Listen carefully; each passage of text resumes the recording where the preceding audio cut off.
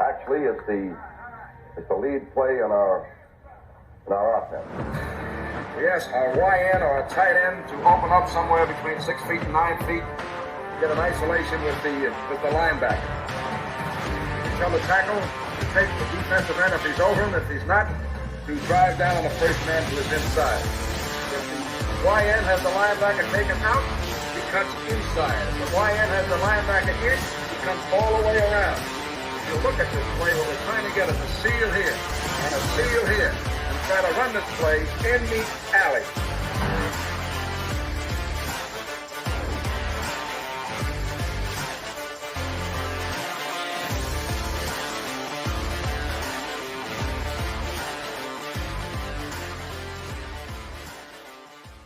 Hey, what's up, guys? Welcome into Packers Total Access. My name is Clayton. You can check us out on Packernet.com. You can find me on Twitter at Packers_access. I'm joined alongside Tim live in Green Bay. We got Emilio live in Tennessee, ready to talk a little Packers tonight.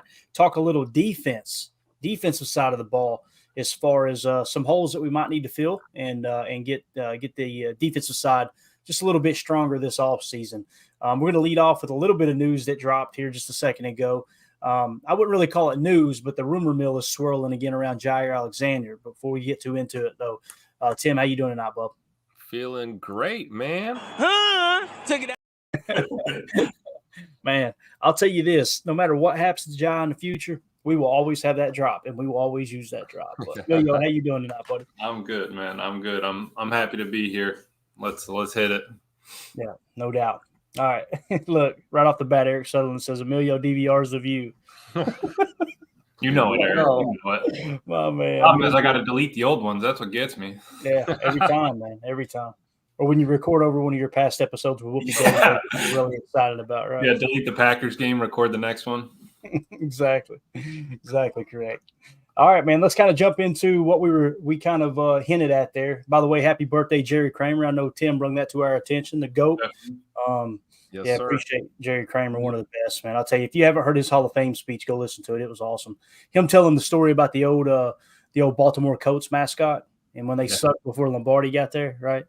I love it. I'll kind of paraphrase it, give the short version, but essentially what he said was every time the Colts would score a touchdown, they'd run a lap around the field with their horse, right? And they said that they got beat. This was before Lombardi got there. They said they got beat so bad that day. He said they scored so many points that day, we damn near killed the horse. Then Lombardi came on the scene. Of course, the rest is history. But let's drop his ticker down real quick. Here is what we were referring to. Jaire Alexander put this on Instagram. And before anyone gets their panties in a bunch here, okay, nobody's saying that this means Jaire's gone. Nobody's saying we should trade him. Nobody's coming in with the hot take. I simply tweeted this out and said, Packer fans, what do you think this means? And I wanted to get Tim's take on it. I want to get Emilio's take on it. Is there something to this? Is there nothing? But for those of you listening on the pod, he put an Instagram post up of about 10 pictures. And to the best of my knowledge, at least 7 or 8 of those pictures was just him with the fans, him interacting with the fans. And here's what the Instagram post read. Thank you, God. Thank you, Lambeau, for 6 years. Thank you to those who showed love throughout my journey. That was the end of it. Now, some would say, oh, he's gonna ask for a trade. Some are saying he might retire.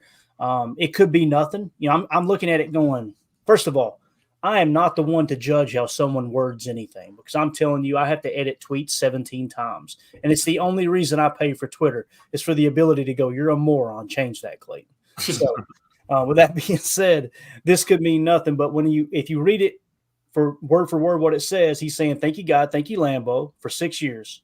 Okay. So he's thanking you for the 6 years that are here, right? Thank you to those who showed love throughout my journey. To me, it does. I can see how someone would read that and go, dang, is he retired? You know what I mean? But then again, thinking Lambeau makes you think maybe he's wanting to move on. I don't know. Probably nothing, but let's go around the horn. Tim, what do you think, man? What are your thoughts? You love topics like this, don't you? I love Jaire, man. I've always been a Jaire guy. So I'll tell you what I want it to mean. Yeah, I want it to mean what it is at face value, right? Giving thanks to God for the ability to, play this game that we all love for, a lot of money at a high level.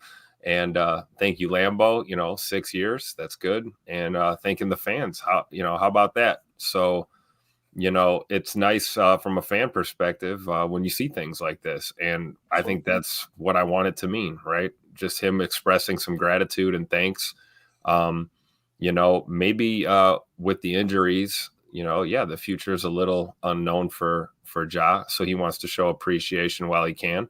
As far as retirement, I don't know, unless the severity of these injuries are more serious than we've been led to believe.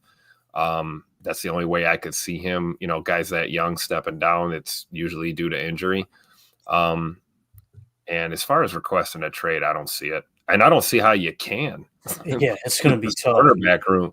So I just don't, we traded Rasul. I don't think, after everything we've been through, he talks about the 6-year journey. I think it's, I feel the same way I feel about Joe Barry. It's like I want to see more Jair in Green Bay to play his way out of this. I'm not going to call it a slump, but, he had an off year, injury-plagued year, and love to see Ja back here. He's under contract, so until something's official, I mean, I'm going to take this at face value. Just a guy expressing gratitude, being grateful for where he is and what he's doing right now. Definitely. Michael Redden in the chat says, I think he's just showing gratitude is all. Let's see here. SDM40 says it shows that I'm so over cryptic tweets. I relate to that. I do. Let's see. Red Mo in the chat says just some off-season sentimental stuff, it seems to me. All right, nothing there, he says. Let's see what else we got here. I think it was Doug. Is the quote journey over? Asking, yeah. And then Jen Wright says maybe journey through adversity this year could be what he's referring to. There's a lot of adversity this year. There's no doubt about that. I'm happy you use punctuation, man. I don't even use that in my text. So like, no, absolutely. He keeps me that at least helps square me up, man. But I really just think he's saying thank you. Like I think it kind of hit him full circle this year when he went through that rough patch. Why is he gonna go bury himself again? Like there's no point to that. I really think he's genuinely happy and thankful for what we have and the crew that came to welcome him at the airport. So it's not like where's he going to get that other places? Yeah. The Kid 88 says maybe all of this is just him thanking everyone and giving himself motivation for the offseason because of how special Lambeau and playing for the Packers is. I like the way you think, brother. Always looking at the positive side there. So Micah Staff says he's untradeable with his contract.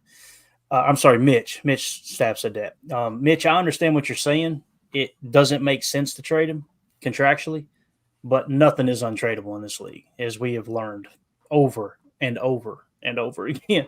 You got people that sign a contract, and then let me ask you this: you really think he's untradeable when we signed Aaron Rodgers to a 3-year, $150 million deal, and then traded him the next year and absorbed a $41 million cap penalty? So he's not untradeable, but it definitely wouldn't make sense. But I said it didn't make sense to give Rodgers the deal and then turn right around and trade him. But Jacob, have you seen this yet? I've seen it. Yeah, I've been I left work real quick, just got here. I sent you actually a reason that I don't know if you guys have touched on it. I haven't gotten to listen to a lot of what you said, but I have 2 theories. No. One of them. Hold on. 2 theories?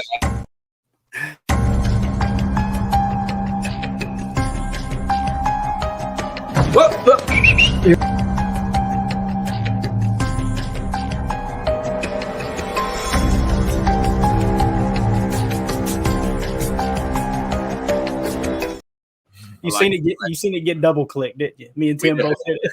I like that play that time. All right, Jacob, go ahead, man. All right. So the first one, which I think is the most rational, is that he's just making a statement that maybe people are reading out of context. If you actually look sure about that?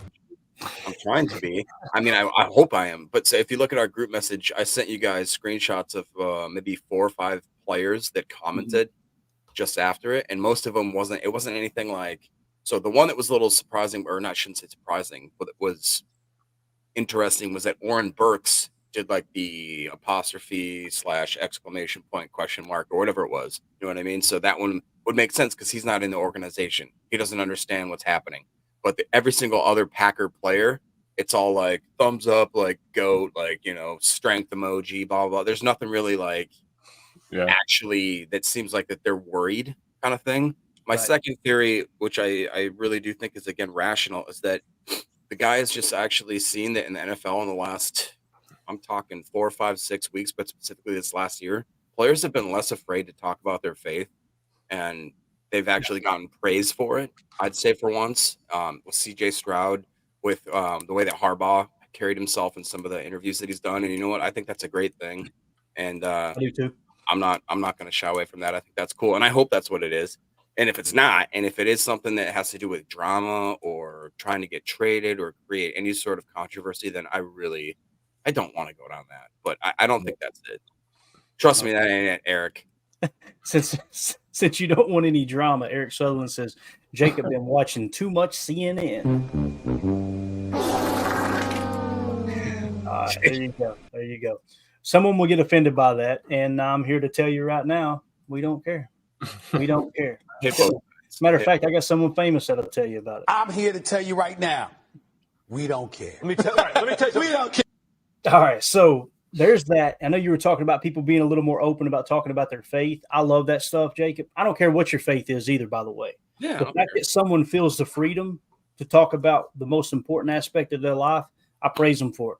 I don't care if you pray to a milk jug. It doesn't matter to me.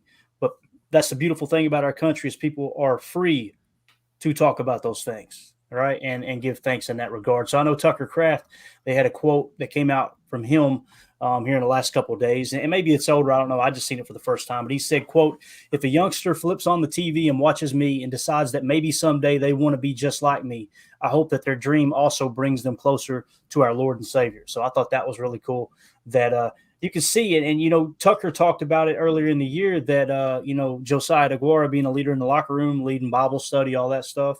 It's pretty cool that that's embedded within the organization. I think it is anyway. So with that being said, anybody else got anything else they want to add to the fire here with the Jair Alexander? You got a rumor you want to start, Emilio? Anything like that? No, I'll hold off on all rumors till further notice. You sure about that?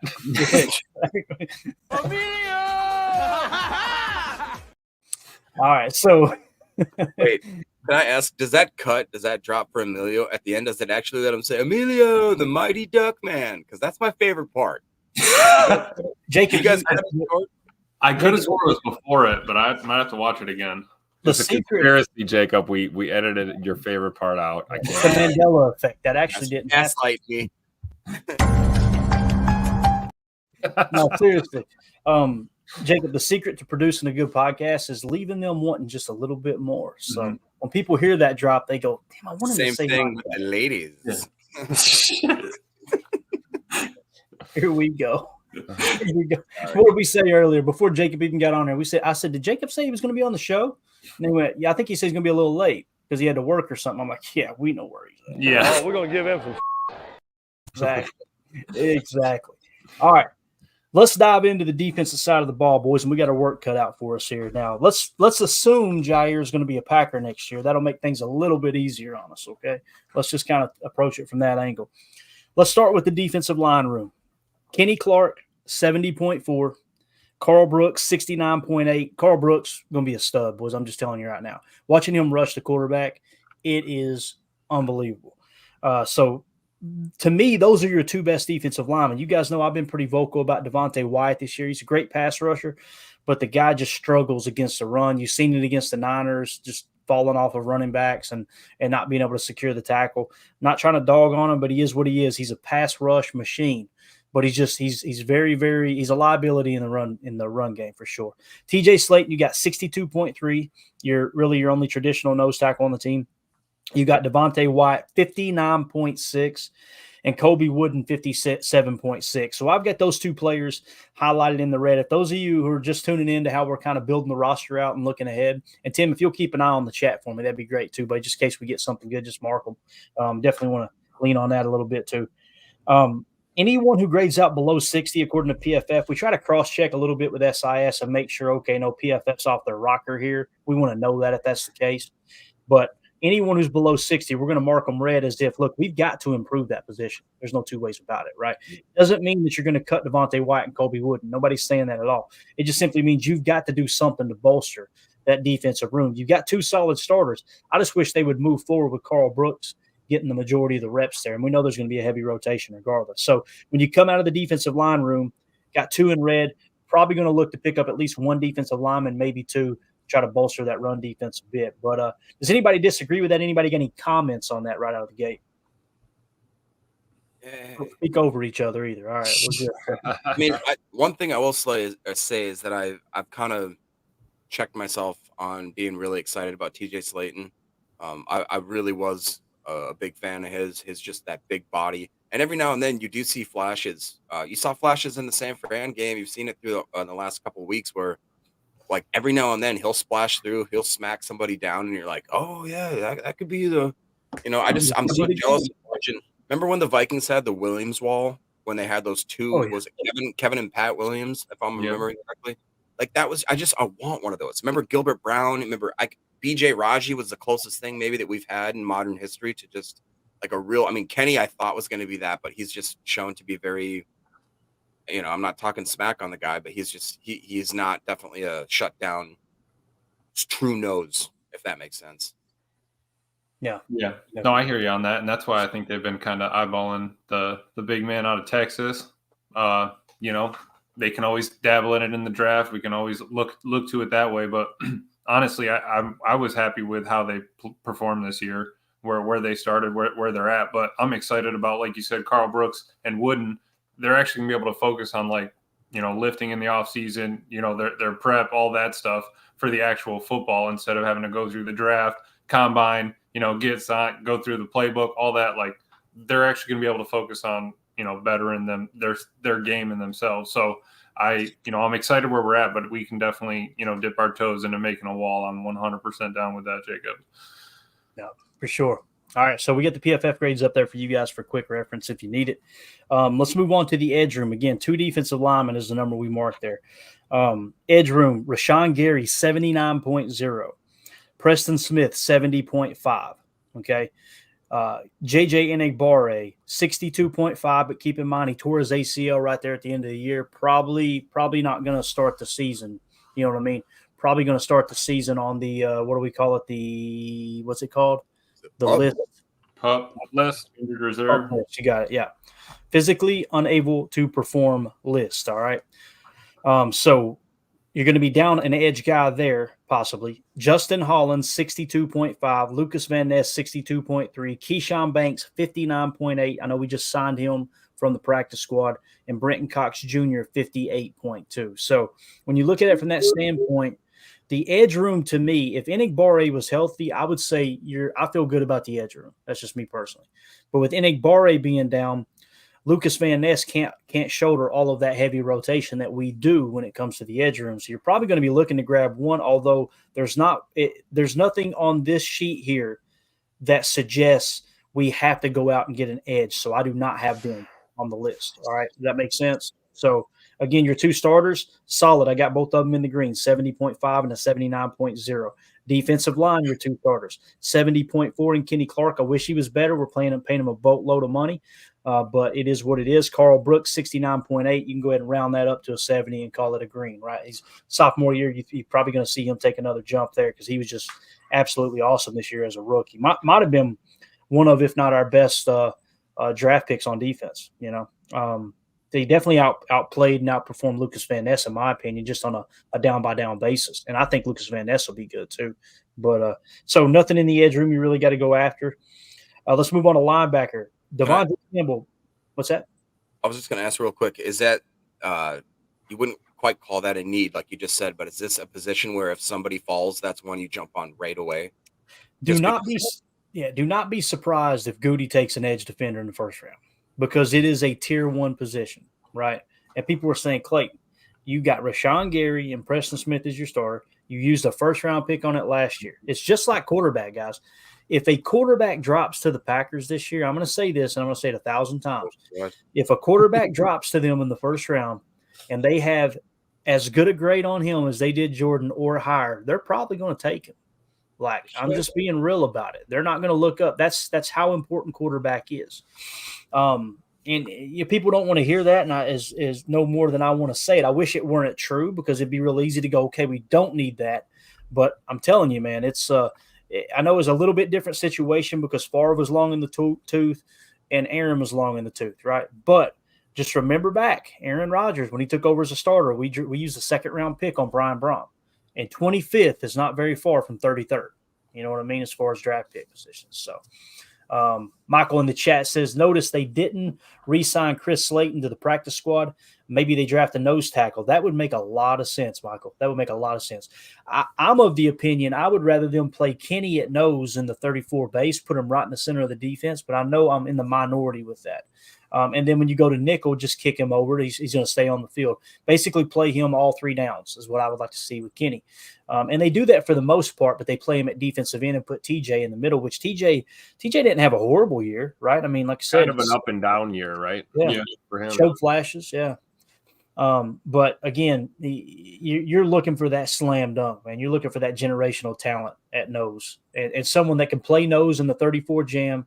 Or if you go to a 43, can play, that shade that we talked about there at the 1 tech or what have you, and then kick over whenever you're in those nickel situations. But, so I could see that, taking a traditional nose tackle. Or you take a stud that can play that 3 to 5 tech if you need him to, and move Kenny to nose and let him hold the point of attack, right? It's kind of how I see that. People hear that nose tackle and they go, no, I don't want Kenny playing nose. That's a waste. It's not a waste.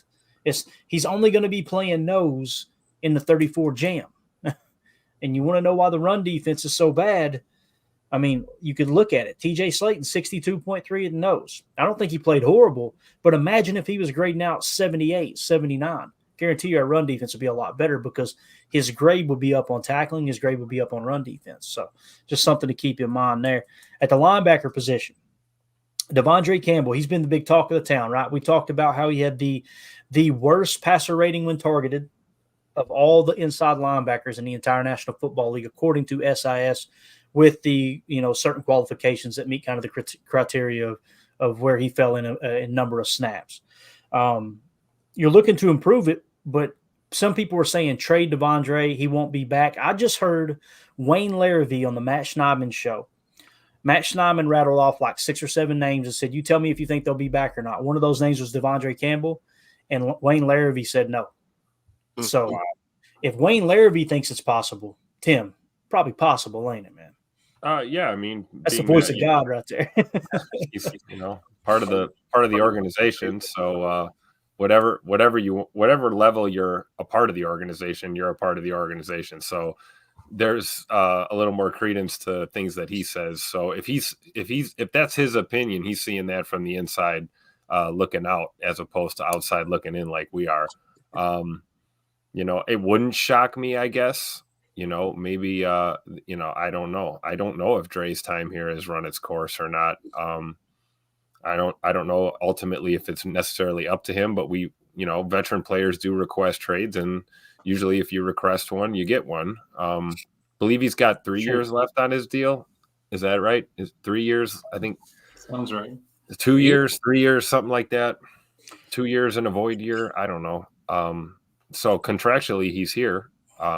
I just don't know. I don't see the Packers cutting him though, right? An outright release. I don't see that happening.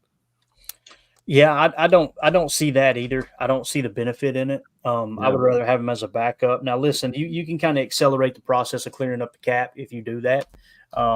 But again, I think you're going to eat $2 million this year. No, you're only going to free up $2 million this year is what it is. I'm trying to get his contract pulled up real quick just so I can confirm that for you, Tim. Yeah, and I mean, we obviously did give Quay the dot, so it's not like the communication, coming from Campbell. So there's an option there, but it's, what are we actually going to do?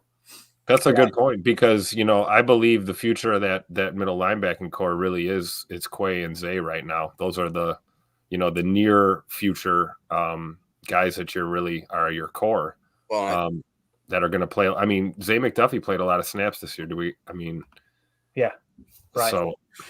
So Dre, his contract, this is 2024. He's under contract for 2025 and 2026. So including this coming year, Tim, he's got 3 years left on his deal. Okay. Now, again, dead cap, $11.6 million. His cap hit is 14.2. So you cut him outright, you're going to free up a little over $2 million. Now there is, $657,000 on a voidable year for 2027. I'm pretty sure that would accelerate as well. I don't think Spotrac has that factored in to the dead cap that's included, but I could be wrong there.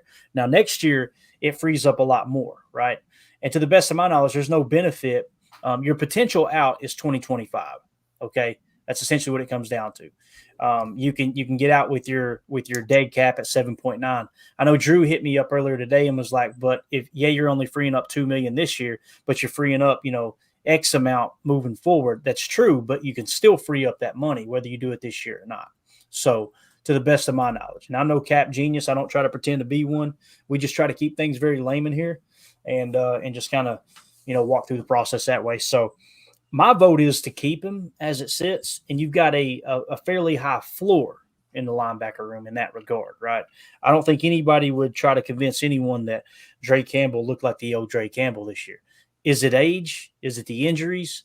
The fact that you're only going to pick up $2 million this year by cutting him loose, unless you got a decent draft compensation, I'm just not interested.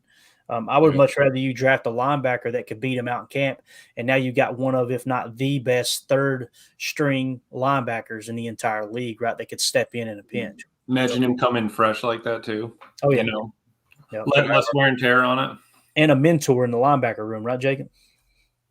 Yeah, maybe. I mean, I don't know quite. We know Jacob's position on this. No, I'm looking right here. I really do think that. So in my heart of hearts, when I'm watching the game, I love, everything is done for the team. I think the guy's just made of pure, bullets, nails, and steel. I think he's a hard-nosed player. I don't know if it was the injury, if it was the age or whatever, but when we look at the stats, I mean, even like the tackling grades, it looks like Isaiah McDuffie and Quay by far are beating this guy out in his tackling grades. And again, I've talked about how the guy looked flat-footed. He was waiting for contact. He did not go up and make contact. I need that to be, and I want this whole theme of this team is they're young, they're fresh, they're flying around. He seems like he's a little more old in the tooth, and I don't mean that in any sort of slight, and I'm not trying to talk smack on the guy. Again, I agree with him on a number of levels of what he posts and a lot of his positions and all this kind of stuff. You can tell he's a real dude. Like I really do think that if I had to be a GM, it'd be hard separating the emotions of the stuff. But if I'm sitting here and I got no emotion and I got nothing on the table that means that I care about this guy or I like this guy, I'm getting rid of him. I'd probably, it's probably smarter to keep him for 2025, but I wouldn't have him have him an automatic starter. I think that McDuffie and Quay showed way more athleticism and way more ability to cover. And so I do you think that he's going to be a great teammate if he's riding the pine, playing a third string? You know what I mean? A guy that's not has the green dot. Like, to me, I would draft maybe 2 or 3 pops at linebacker. They don't have to be middle linebackers specifically, but draft at least 2 of them. See if we got a rookie, and maybe try to. And then again, you maybe toss an extra $500,000 to Eric Wilson and keep the guy. Do that. Here's the other thing too that we haven't even mentioned. What about a restructure? And I'm not talking about avoidable years like a pay cut. What if they went to him and said, "All right, Dre, here's your options, man. We're going to cut you outright. You can try to pick up somewhere else. You've already got your guaranteed money. Or what if we shave $3 million off your cap hit this year, and let's adjust the base salary, convert it to signing bonus so we can spread it out a touch, give us a little more room." That could be an option too. I think Dre would be like, I'm not going to, so quit asking. Why don't we give him a crazy incentive-based contract? One that says, you go out there and you get 100 tackles, you get 5 sacks, you get 2 picks, we'll pay you freaking $10 million. I didn't do it. Hey, here's the thing, though. Back to Tim saying I'm not going through, so quit asking. From a player standpoint, it's the same thing with Aaron Jones. You got to ask yourself, okay, if I do get cut, who's going to sign me and for how much? Now I got to pick my family up, move them across the country, and get paid a lot less, right? As opposed to, if they know I can make more money somewhere else, that's totally different ballgame. But I don't think anybody's knocking on a 31-year-old linebacker's door who just had his worst year of his career saying, "Hey, we'll give you $10 million." You know what I mean? So if you go to him with that approach and say, "Hey, look, here's the options. What would you like to do?" That's why you see players take pay cuts sometimes. That's why Aaron Jones did it, right? And again, Aaron Jones looked at it like, I made more money this year than I ever have in my career, and people were calling it a pay cut. Devondre Campbell probably be the same type of thing. He's never made as much money as he's going to make this year. I can't imagine the way that his contract escalates with the guaranteed being a little bit up front. So, let's see him healthy. I'm with you there, Jen. But again, he's 31. I remember, listen, that 30-year-old mark's a real thing, man. People like to scoff at it like, oh, it's not a big deal. What's the difference between 30 and 28? There's a big difference. I mean, some of the greats, yeah, they can sustain it a little bit longer, right? But some of the very good players, you see them, man, they hit 30 and it's like hitting the wall. That could be it too. The only way to really know is getting back into training camp and eval, right? That's it. But I think I'm with Jen on that. I think we all, like I said, we owe it to ourselves to see him come back and maybe healed up and have a late surge in his career and possibly fill a role. But Jacob makes some good points too. It's tough. This is again, I don't want Goody's job. So I guess don't.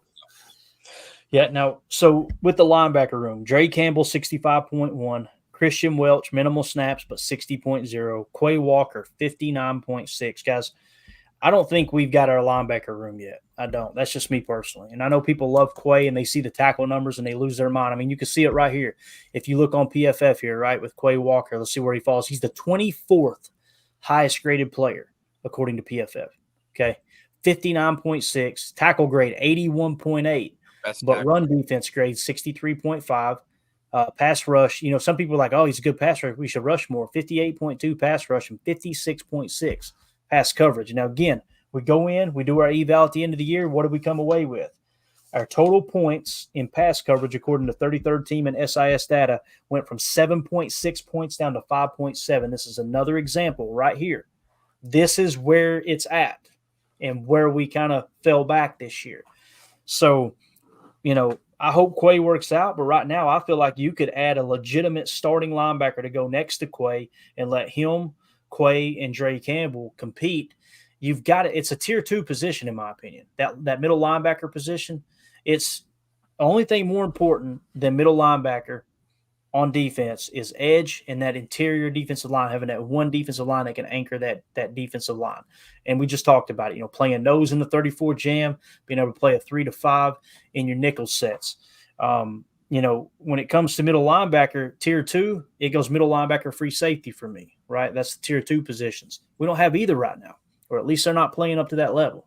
That's just my personal opinion. So with that being said, Quay Walker and Isaiah McDuffie 57.1, they're both in the red.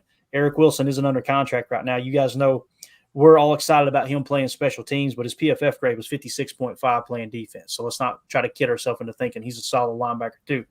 These are where the holes are, and some people like to think it's just the defensive coordinator, right? I'm of the opinion when you watch the tape that these players just aren't good enough. They're not in certain aspects of the game. I think that's another reason why we played a lot of shell. Try to keep everything in front of us because it just wasn't working when you were trying to be aggressive and playing more man coverage and everything. I think it's why we went up in passing yards and all that across the board this year. Could I pose a question, which kind of you just sparked by saying that? And I'm just shooting off the cuff because I can't look up every single one of Goody's draft classes. But is it fair to say that Goody is an offensive draft genius versus a very just shooting off the hip kind of defensive guy, even though he spent most of his first and second, third, his early picks have traditionally been on defensive guys, if I'm not mistaken, but it seems like he's striking absolute iron, gold, hot fire, on Dylon, like in the round. You know what I'm saying? Because I spit hot fire. Yeah, that's exactly correct. The way I look at that, Jacob, look at the who's Goody's best offensive players he's drafted. Let's rattle them off real quick. What's the first thing that comes to mind? Jordan Love comes to mind for me, right? I mean, yeah, Love. But he sat for 3 years. So right. So who's the next one? Jaden Reed? When was he drafted? Last year. Damn it, Watson. Emilio. Second round, right? Oh, my Last bad. year, Clayton, you idiot. He's the rookie. I love it. What a moron. What was he drafted? 7:42 p.m. So, all right. Lost it. Anyway, Yeah, my fault. Emilio's Rain Man. Name another one. Name another one. Name another great offensive player he's drafted. Romeo, Christian, Romeo, Welty, fifth. 4th or 5th, yeah. Elton, I don't know if he drafted Elton. If he did, that was second, right? Christian was 2nd. Christian was second. How about Dontavian Wicks? Way later, Mm-hmm. right? Luke Musgrave looking like a solid pick, third round pick or second round, second, yeah, and then Tucker Kraft. Was that a 4th or a 5th? Right. So here's what I'm getting at. This is what I've been screaming all year long with the defense, and we've got to start drafting differently in the first round. the reason these guys are boom or bust in the first round is because they're going high athletic score. They're going, I want the freak of nature, right? Rather than your Brian Branches that's like, hey, this dude is a solid football player. It's what I'm saying. So when you look at it from that perspective, that's how they're drafting, right? In the first round, and they're swinging and missing on a lot of these guys. Eric Stokes, another RAS monster, right? Guys he graded out in the 50s. Mm-hmm. Like, and this isn't just 1 year. He was grading out in the 50s before he got hurt last year, right? He had a solid rookie year, graded out in the 60s, but man. So, yeah, I would like to see him pick up 2 linebackers this year. That's just me personally. Pick up 2 linebackers. If Dre does come back, it'll be Dre, Quay, Isaiah, and potentially those 2 linebackers, right? And Isaiah might just end up being your special teamer that replaces Eric Wilson if you don't bring him back. We just got to do something different at the middle linebacker position. We've got to get better there. Maybe they're already in the room. Maybe Quay will come out next year and be an absolute superstar. But I don't think anybody's putting their money on that right now. I want him to because he's a physical specimen. And the dude's got the attitude, everything about him you like. It's just hasn't panned out yet, man. And again, people see the tackles. They're like, oh, he's got more tackles in franchise history than anyone. But tackles can be very, very, very misleading, man. Really can. So, yeah, I'd like to know what Kelly said. So I look up and they've been banned, and I go, dang, man, I missed it. What happened? Where's the fireworks? So, it sounded like I might have been a 49ers fan. Is that right? Just a 49er troll. Oh, We're God. good. Bang, We're good. bang. What is it they say? Bang, bang, Niner gang. Yeah. No, whatever. Jeez. When you live in San Francisco, you say gang bang. No, anyway, all right. So linebacker, I've got 2. Anybody disagree with that? That we should try to add two fresh linebackers to the linebacker room. It's okay if you do. I think the question mark on Dre Campbell alone is the answer. You know, I think absolutely you do. A great point about Zay McDuffie too on the special teams aspect. You know, he's a pretty good special teams guy himself. He's awesome. In his own right. So if you lose that spark, you know, that you get from a guy like Eric Wilson on special teams, I would look to McDuffie to fill that role for sure. Yeah. Right. What about you, Emilio? No, I think that's a great point. At some point, you know, we're bringing in somebody. You know, our people are going to be coming into this team. There's going to be turnover. It happens. So I don't mind it at all. Competition is good for everybody, and I think that you know, Quay's gets another year or 2 probably to show himself, and if not, we better have somebody lined up to take over. And I think that's where we would look into it now. Definitely. Jacob, you agree or no? I would love to see us draft at least 2. I mean, I'm one of those guys like I've talked about. I want to shoot like it, we can talk about. I'm not sure if you guys they've told us what the exact compensatory picks or whatever they say. I believe it was more like a 4th, 5th, and 7th, or 5th, 6th, and 7th, whatever it is. Those are added picks. We seem to do quite well in the late rounds.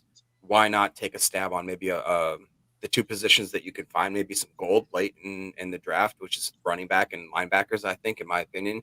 And then again, a lot of it depends on who's going to be a defensive coordinator. What scheme are we running? What kind of linebackers do we need?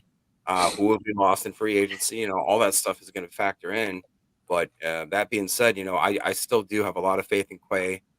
He has definitely not gotten to the point where I think he deserved to be drafted where he was, but neither has Wyatt. Neither has a lot of these guys. But I do see the flashes.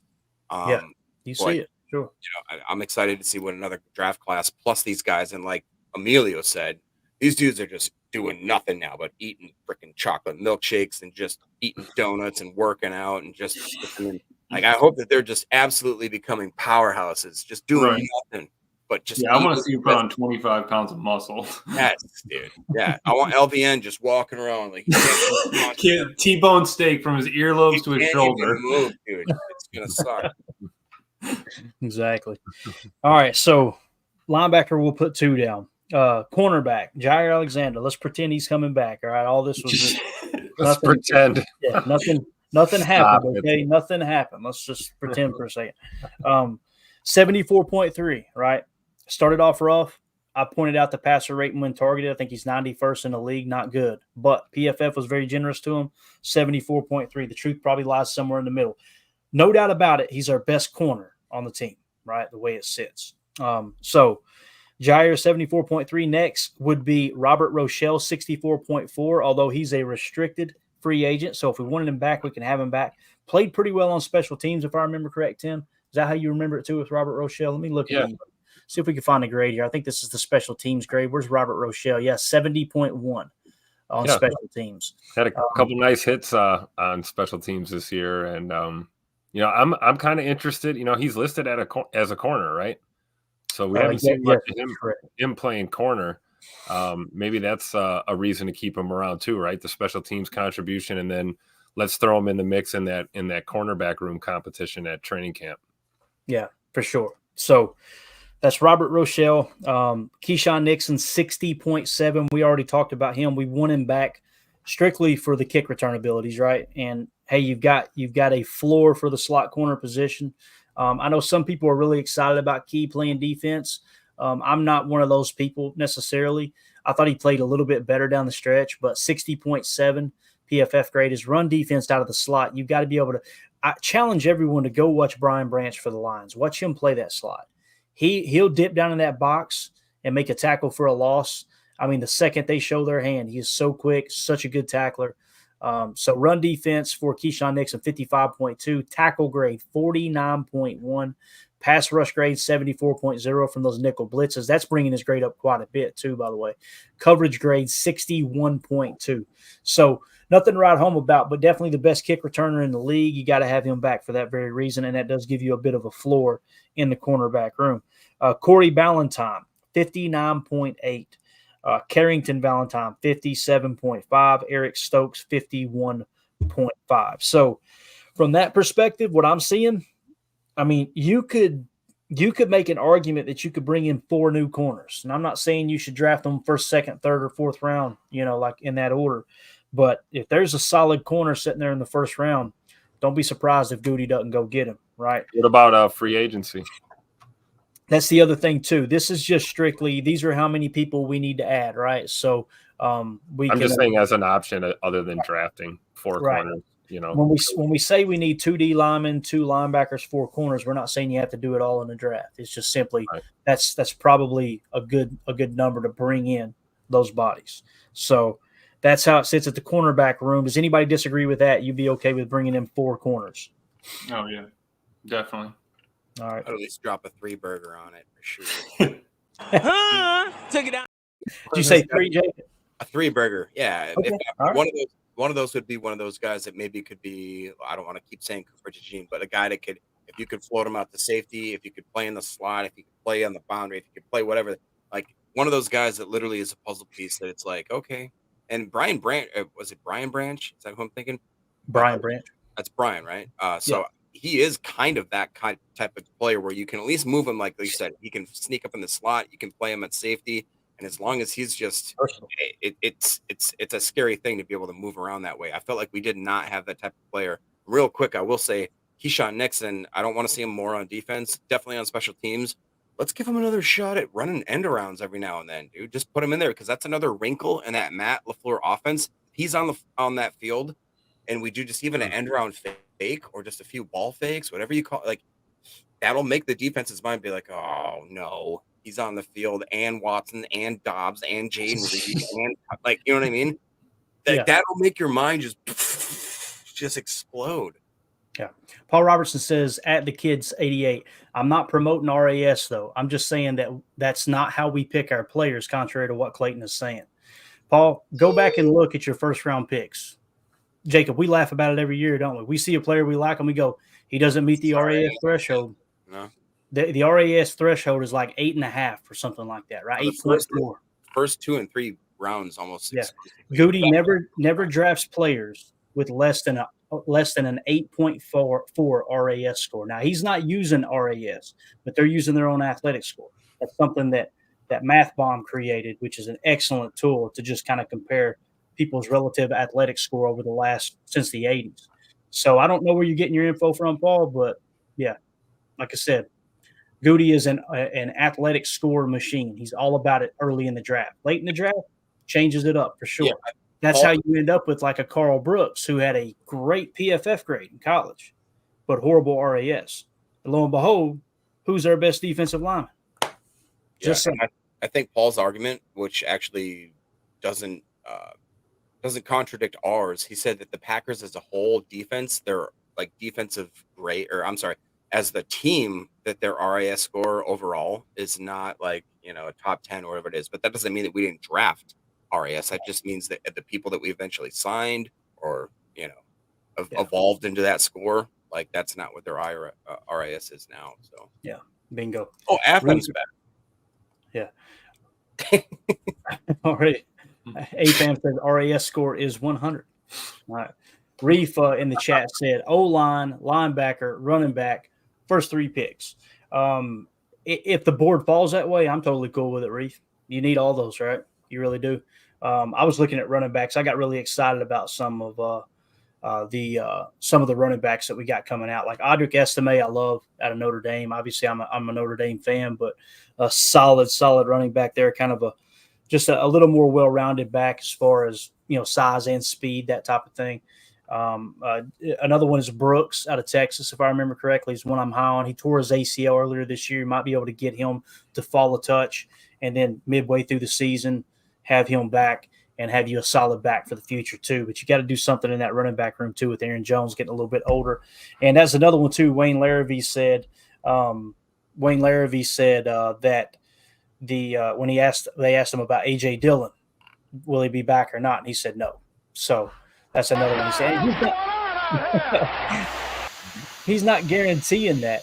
He's just simply saying they put him on the spot. What's your initial thought? And that was his initial thought, was AJ Dillon wouldn't be back. So must have forgot to plug up the glow plugs.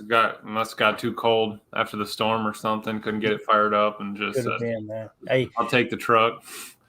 Hey, you got to do what you got to do when you're out there farming that corn, man. You know what I'm saying? John Deere green on a hot summer night. You at least got to let it play to the night. I know it. Hot summer night. You can tell he's overselling it, man. Overselling it. All right. So when it comes to corners, I said 4. Jacob said 3. All right. So we'll go with 3.5 to make Jacob happy. Okay? That works. All right. That, my friends, is called negotiations. So let's go to safety. Darnell Savage, 75.5, but he's set to hit the open market. They asked Wayne Larrivee about that one, and he went, maybe. That's what he said. So it just shows you they love him. You think if he had that pick and took it to the house, he would definitely be like. If he took that pick to the house and we were playing next week, they would have signed him at the game. They would have just ran the contract down to him. I'd have said, let him play slot wide receiver. I saw Tim's face. Tim's face went sideways. You sure about that? So 75.5 for Savage. All right. Rudy Ford, 69.9, but he is hitting free agency. Okay. Benny Sapp, 60.4. He will be on the roster. Jonathan Owens, 59.6. He's set to hit free agency. Anthony Johnson Jr., 47.9.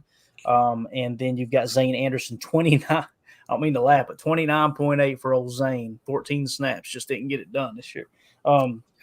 He is set to be a free agent too, although I don't think anyone's going to be banging on his door too often. Now, let's look at the special teams grades with these safeties real quick. I did want to check this out real quick because I think it is important to put it into a little more context here. Where does our boy Zane Anderson come in? Because that's kind of why you brought him in, right? Was to play special teams. Where's he at?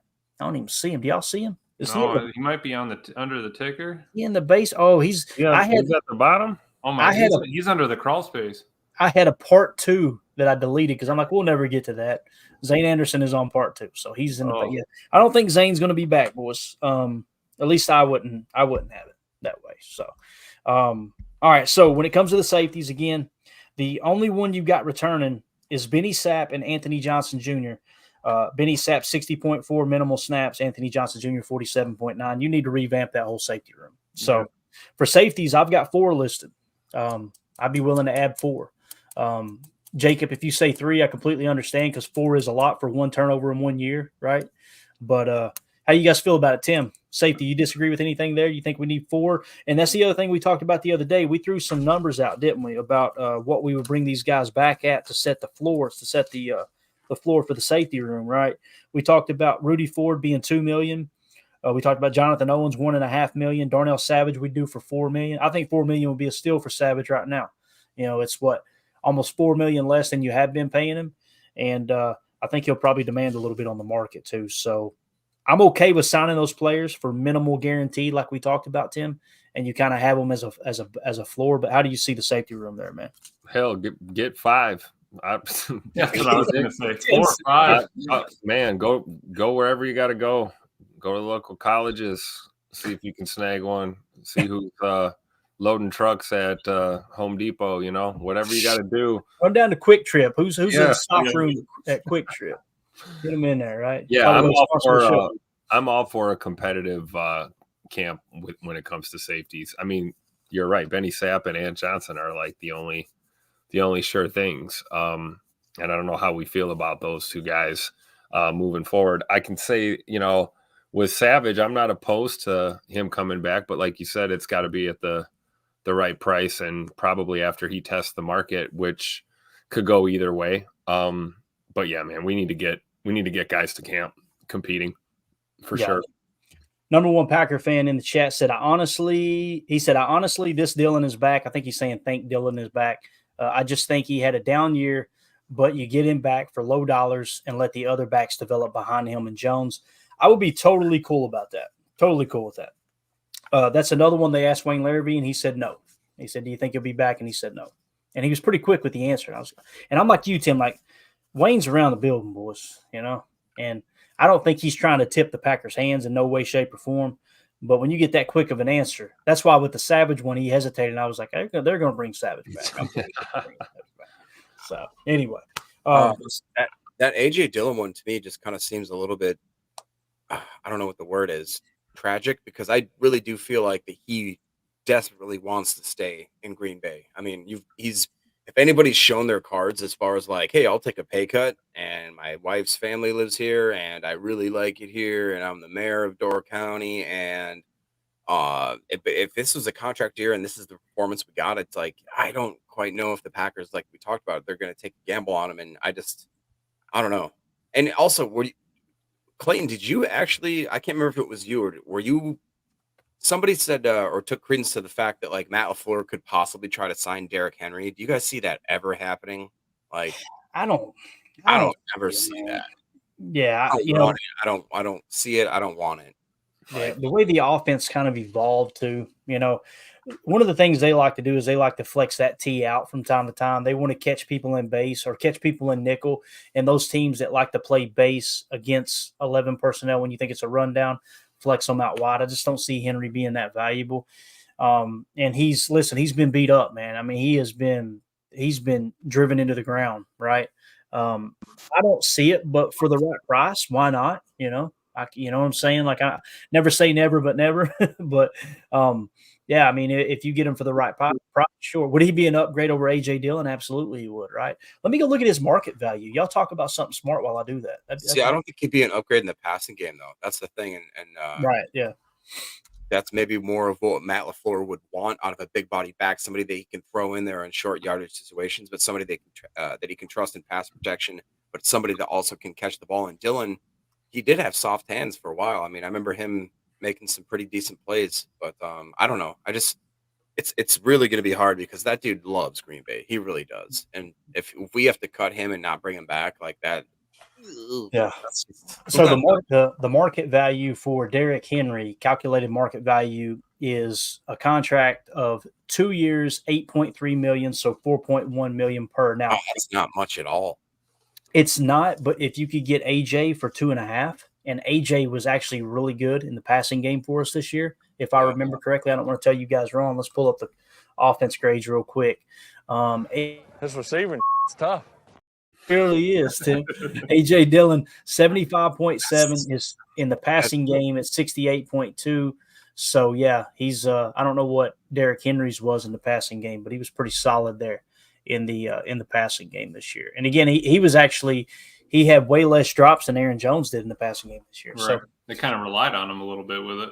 Yeah, and I don't even know what Derrick Henry's PFF grade is. I guess I could look it up real quick while we're on it, just to kind of see what he was overall. But go ahead, you guys say something. Why would we get rid of the bruiser that knows the playbook and like knows the pass blocking, all the calls and all that for, an older guy that's probably not going to want to go in there on third down and block if he has to.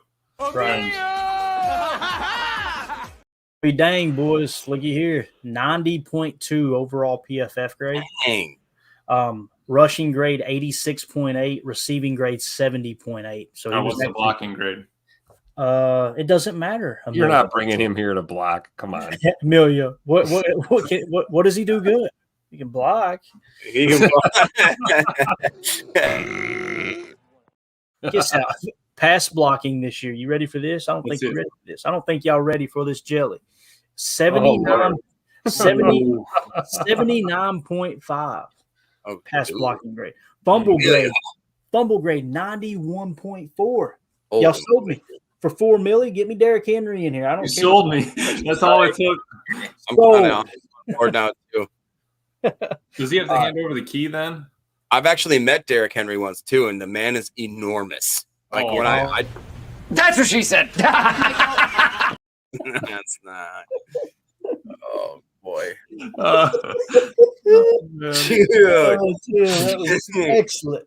Perfect. Look at my face. Which one of you did that? Wait, which one of you did that? It was, you know who it was.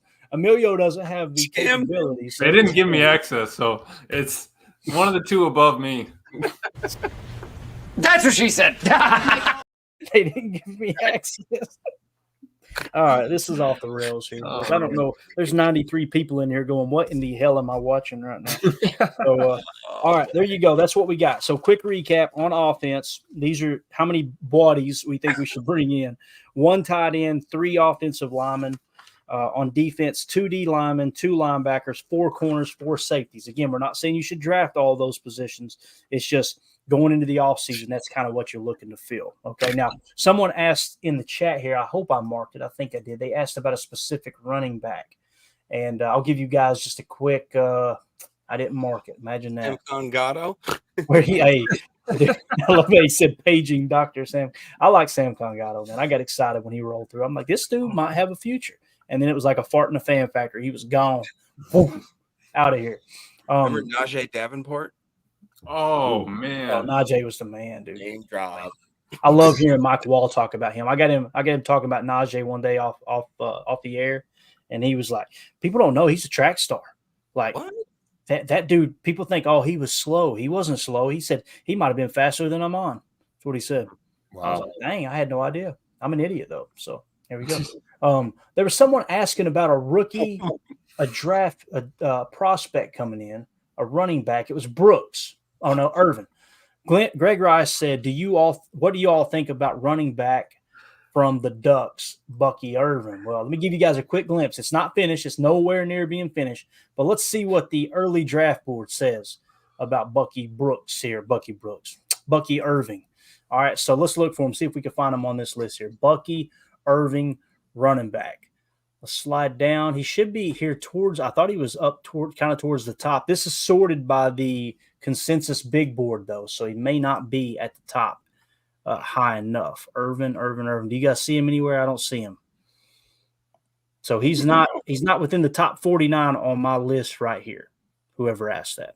So unless I'm overlooking him, I don't see him. Yeah. So I don't have him in the top 50 essentially as it sits right now.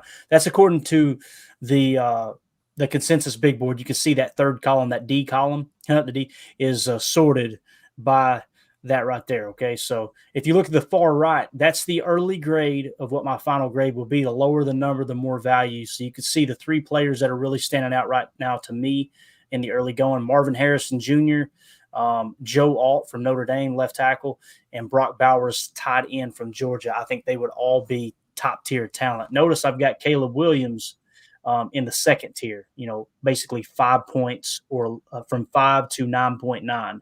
It would be tier 2 in this specific situation. So I got Caleb Williams, Drake May in the same category. I think they're the only 2 in tier 2 as it sits right now. But again, this will all change as we put more data into the system. So the green, for those of you who don't know, the green on there, the reason it's highlighted green, those are tier 1 positions. Okay.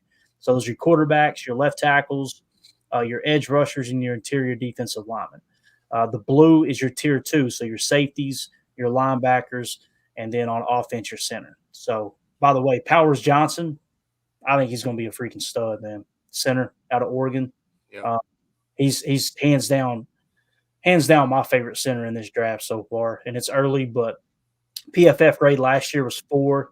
This year he was first amongst centers, and the consensus big board has him sitting at 48 right now. If he measures well at the combine, that'll be your top center taken in the draft, I think. So there you go. Mike Witt says, let's tear the whole thing down, Clayton, for DC. That way we can, that way we can all be miserable at the bottom of the league. That sounds like a plan, because that's exactly what would happen with that.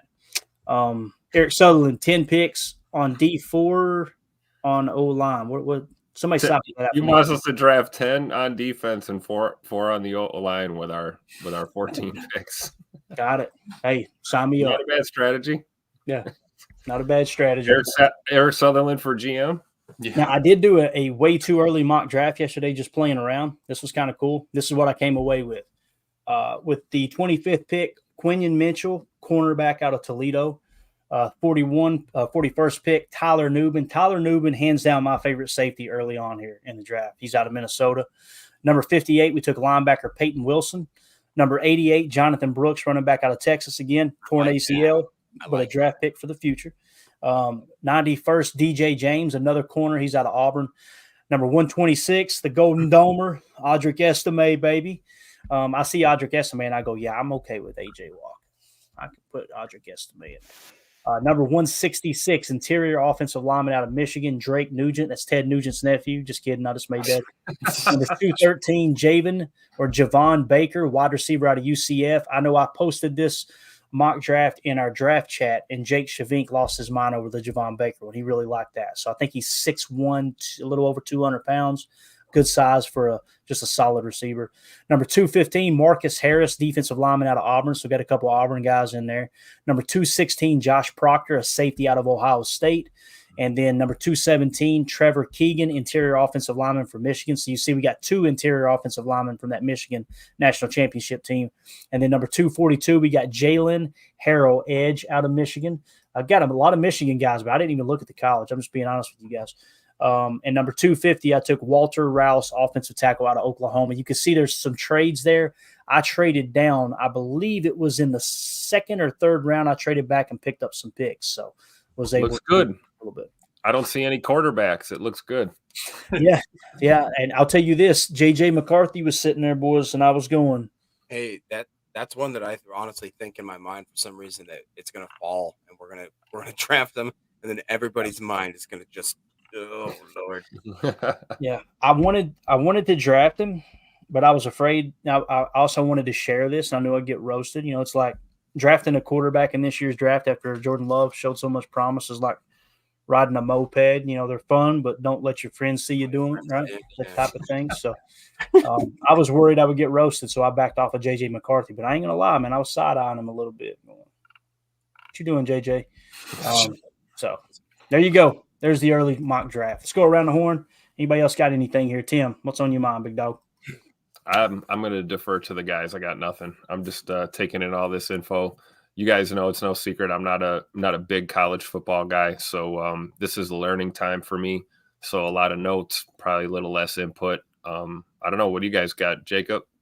What does the bearded warrior think of this situation? To me, I'm trying to put myself in with the Packers organization and not just looking at a mock draft and what it should be. We have to think about what I want to look for in any sort of player that I'm going to be scouting is their PFF grades, but whether or not they've progressed over time, or if you had like a really bad year, decent year, and then an unbelievable year, or really bad year, unbelievable year, really bad year. You know what I mean? Like I want to see a consistent guy that's building. And then on those weird ones where it looks like all of a sudden they have a skew, like a Jaden Reed, I want to look back and I want to do investigations and be like, why did that happen? Oh, he got hurt, or maybe they changed defensive or offensive coordinators. Maybe his mom died. That, you know what I'm saying? Like I want to really dive in as to why they had this spike in their play. And if it's something that I can't explain, then I'm going to say maybe it was just a shot in the pan. And as far as just what we're going to do specifically with our first, second, third round picks, I would love to see Jackson Powers. I think that guy is going to be like one of those players that like that you just shouldn't pass up on. Like it's one of those where it's not flashy. It's not going to make any of your people cheer like crazy. Nobody's drafting or getting his jersey when they draft him, but it's one of those players that probably will set you up for the next 5 years, at least 6 years. You know what I mean? So that's what I want us to do. Be smart. Mm-hmm. Yeah, I like him as a prospect too at center. He just, to me, it looks like he's hands down going to be the best center in the draft. Now we know that may change when the combine hits. That's why I try to get all my grades in as early as possible, so I'm not swayed by people running around in their underwear. You know what I'm saying? Like I want to know how they grade out, but I don't want my base information coming in hot like that. So, Bucky Irvin, I found him on the list here. According to the Consensus Big Board, all right, the Consensus Big Board, if you guys aren't familiar with it, all the media members, a bunch of draft, quote-unquote, experts, they all do their big boards, and it goes into this consensus database, and that's how you come up with this number. They've got Bucky Irvin, running back out of Oregon, at 93rd PFF grade this year, according to my PFF grades. Notice I don't go by their draft board because I think that stuff can be swayed. I want to know what the grade was. I don't want to know what the PFF analysts think are the best prospects. I want to know the grades, and I'll make the judgment myself, right? So he graded out as the 26th best running back this year. Last year he was the 10th best running back. So he'll grade out pretty good. My guess is he'll grade out really well. He'll climb on that spot pretty high. He'll probably be close to the top 50, but I definitely don't see him as high as most do, at least at this stage in gathering the info. Emilio, what do you got, buddy? Anything else?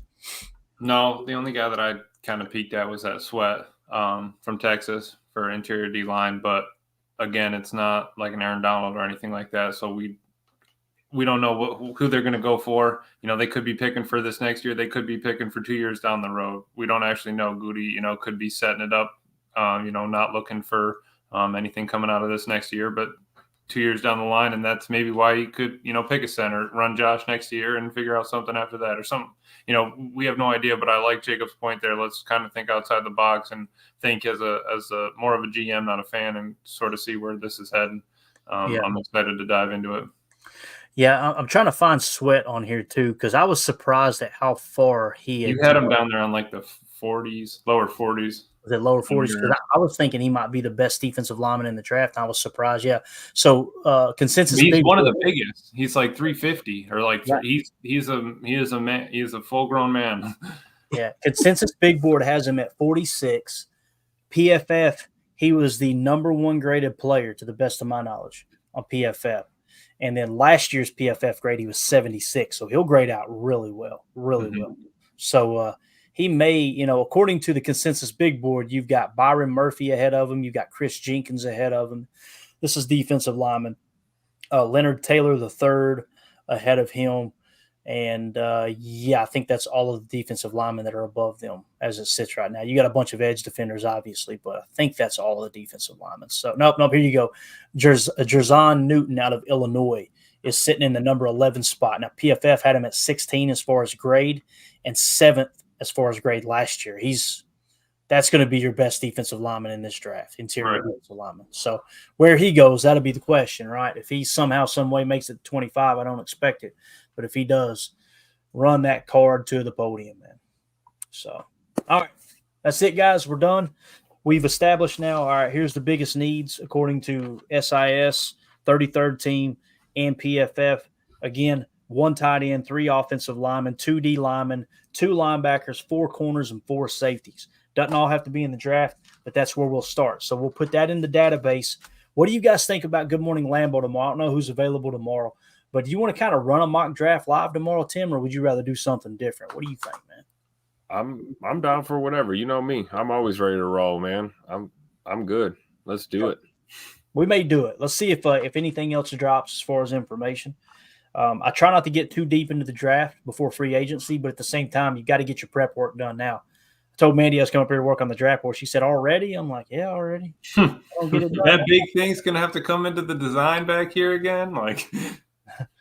Yeah, and she's not going to let me do it this year, so I won't have the old school board, man. I'm going to miss it, but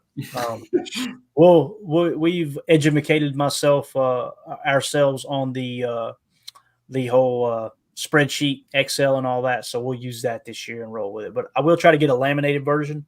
I want an extended laminated version I can put on my desk during the draft. Yeah, like mark it up with the Sharpie, put the pen out. Act like I know what the hell I'm talking about. You know what I mean over here. The other thing too, 33rd team puts out their draft board, and I love it. I always print a laminated version of it off too, so I'll have it as a cross reference and see how far off I am in that regard. So that being said, we're out here, guys. Really, really appreciate everybody hanging out with us. This was a lot of fun. We'll be back in the morning for Good Morning Lambeau. We may do a mock. If not, we'll find something else to talk about. There's going to be plenty of content moving forward, that's for sure. So appreciate you guys hanging out with us. Jacob, Emilio, it's good to have y'all on with us tonight, man. It's a lot of fun. So for those of you listening on the pod, thank you for making us a part of your day. As always, let's go out and be the change we want to see in the world, and go Pack Go. The power sweep. Actually, it's the lead play in our offense. Yes, a YN or a tight end to open up somewhere between 6 feet and 9 feet. Get an isolation with the linebacker. Tell the tackle to take the defensive end if he's over him. If he's not, to drive down on the first man to his inside. If the YN has the linebacker taken out, he cuts inside. If the YN has the linebacker in, he comes all the way around. If you look at this play, what we're trying to get is a seal here and a seal here, and try to run this play in the alley.